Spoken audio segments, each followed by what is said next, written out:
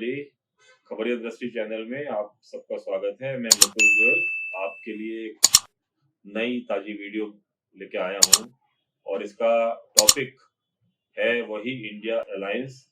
और यदि India alliance सत्ता में आता है तो उसके रिपरकशंस क्या हो सकते हैं। कल प्रधानमंत्री जी ने एक इंटरव्यू में इंडिया टुडे को जो दिया है उसमें भी उन्होंने थोड़ा सा इस बात का थोड़ा सा जिक्र किया है कि मिली जुली सरकारों से क्या भविष्य हो सकता है। मैं आपको पिछली वीडियो की तरीके से इस बार फिर पीछे लेके जाऊंगा और थोड़ा इलेबोरेट करूंगा जिससे कि जो जनता है जिन्हें राजनीति का अनुभव नहीं है उनको वो रिलेट कर सके कि इंडिया गठबंधन यानी क्या संभावनाएं आगे हमारे लिए भविष्य में बनेंगी। सबसे पहली मिलीजुली या गठबंधन की सरकार 1977 में बनी थी। मोरारजी देसाई प्रधानमंत्री थे और 3-4 पावर सेंटर बन गए थे।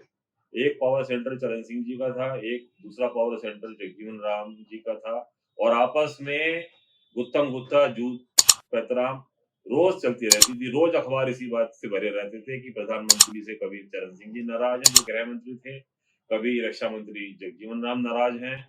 आपस में खींचतान चलती रहती थी। बमुश्किल 2 साल ये सरकार चली। उसके बाद चरण सिंह जी ने सरकार बनाई, प्रधानमंत्री बने मिसेस गांधी की सपोर्ट से। लेकिन जब संसद का सत्र बुलाया गया तो मिसेस गांधी जी ने अपना समर्थन वापसी ले लिया। नतीजा 14 जनवरी 1980 में फिर से इंदिरा गांधी जी प्रधानमंत्री बन गई। तो एक सबसे पहली बानगी तो ये है मिलीजुली सरकार की या गठबंधन की सरकार। उसके बाद फिर दोबारा दौर शुरू हुआ 1989 में। जनता दल के जो प्रधानमंत्री बने विश्वनाथ प्रताप सिंह, जो कि कांग्रेस छोड़कर आए थे, उन्होंने नया दल बनाया था और जनमोर्चा के अंदर में उन्होंने सरकार बनाई। उसमें फिर 3-4 पावर सेंटर उभरे।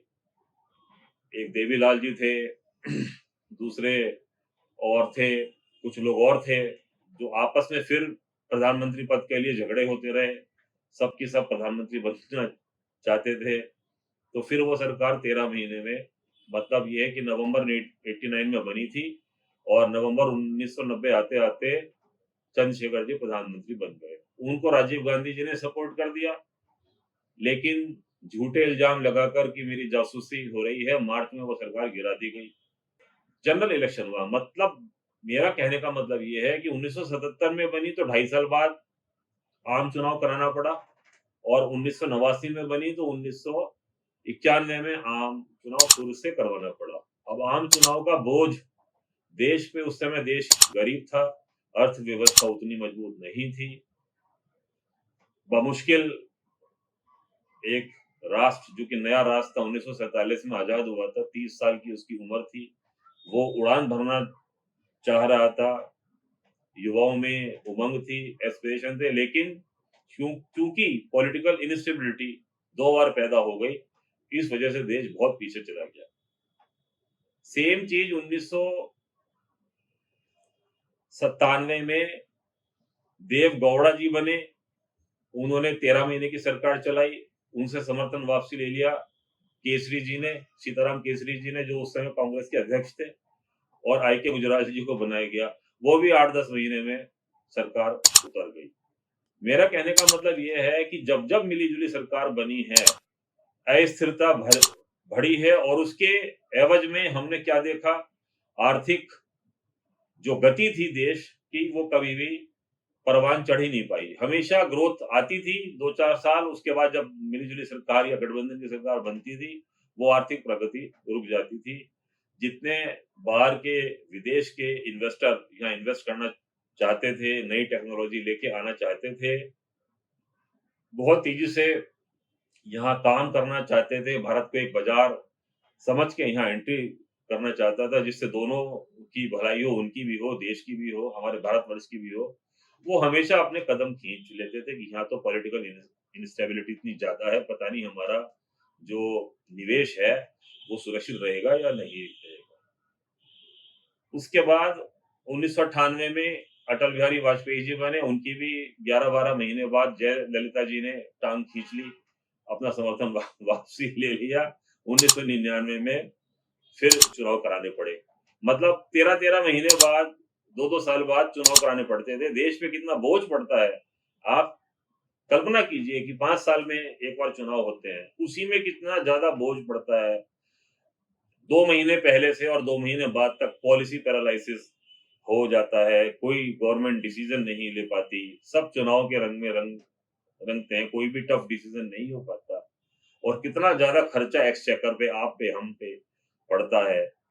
तो अब आप कल्पना कीजिए यदि 5 साल की जगह हर 2 साल बाद चुनाव हो तो देश का क्या हाल होगा? वही हाल 1998 में, 96 में, 99 में हुआ। ये तो गठबंधन की सरकारों की हो गई। अब मैं बात करूँगा कमज़ोर प्रधानमंत्री की। जब 2009 में मनमोहन सिंह जी की दोबारा चुनाव हुआ और वो प्रधानमंत्री बन गए, लेकिन उनकी कुल 200 सीट थी। तो गठबंधन था, यूपीए 2 जिसको बोलते थे, लेकिन उनकी नाक के नीचे तब कई सारे पावर सेंटर बन गए। मंत्री पद की जो डिसीजन थे वो भी मनमोहन सिंह जी के हाथ में नहीं थे। वो बड़े-बड़े उद्योगपतियों के या बड़े-बड़े जो राजनीतिकार थे उनके हाथ में थे। तो वो अपनी चॉइस से मंत्री भी नहीं बना पाते थे। इसका उदाहरण है नीरा राडिया टेप केस। उस समय नीरा राडिया थी जो कि एक नेगोशिएटर थी, वो नेगोशिएट करती थी किसको आप ये पद दीजिए, किसको ये पद दीजिए। ये तो हालत थी देश की। उस और आप देखिए उनकी नाक के नीचे कॉमनवेल्थ गेम्स हुए 2010 में, इतना उसमें कितना बड़ा घोटाला है हुआ। मेरे हिसाब से सुरेश कलमाडी जी आज भी उसमें फंसे हुए हैं जो कि उनके कॉमनवेल्थ गेम्स को करा रहे थे और सोनिया गांधी जी के विश्वास पात्र थे। इसके अलावा कोल घोटाला हुआ, कोल का ऑक्शन ना होके कोल की खदानें ऐसी बांट दी गई। वो खुद बहुत ईमानदार प्रधानमंत्री होंगे, लेकिन मसला ये है कि वो चूंकि गठबंधन की सरकार थी, पॉलिसी एक दूसरा 2012 के बाद इलेक्शन की तैयारी में जुट गए तो पॉलिसी पैरालाइसिस नाम से एक वर्ड उस समय उछला कि किसी भी चीज का डिसीजन, वो टफ डिसीजन इकोनॉमी के मामले में अर्थशास्त्री थे जबकि वो खुद इतने बड़े, लेकिन वो किसी भी चीज का कोई भी टफ डिसीजन या एक तरफा डिसीजन जिससे कि देश की प्रगति बढ़े, और उस समय बहुत सेंसिटिव था क्योंकि चाइना बहुत ज्यादा तरक्की कर रहा था और भारत पिछड़ रहा था 2012, 13, 14 में, तो वो नहीं ले पा रहे थे। तो मित्रों मैंने ये सारे फैक्ट्स आपके सामने इसलिए रखे हैं। हम नागरिक हैं, हम सब देश का भला चाहते हैं। हमें कोई तकलीफ नहीं है यदि कोई भी सरकार एक बन के आ जाए, एक ही पार्टी की। कांग्रेस यदि 272 सीट लेके आती है या 250 सीट लेके आती है, 10-20 सीट का गठबंधन कोई मायने नहीं रखता, तो कोई आपत्ति नहीं है। लेकिन इसकी संभावना ना के बराबर है।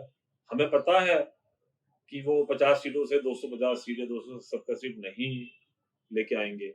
और जो इस समय पॉलिटिकल सिनारियो है, जो इस समय माहौल बना हुआ है, राम मंदिर का उद्घाटन भी 22 तारीख को हो रहा है, उसके बाद पूर्ण संभावना है कि बीजेपी सरकार बना सकती है।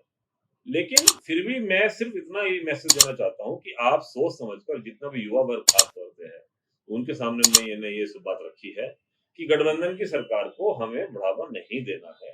और जो गठबंधन, इंडिया गठबंधन है, वो तो गठबंधन की सरकार बनेगा यदि जीतता है तो ये सब फैक्ट्स आपके सामने रखना जरूरी है। उम्मीद है आपको ये वीडियो पसंद आई होगी। इसको लाइक कीजिए, सब्सक्राइब कीजिए और हमें सहयोग देते रहिए। नमस्कार।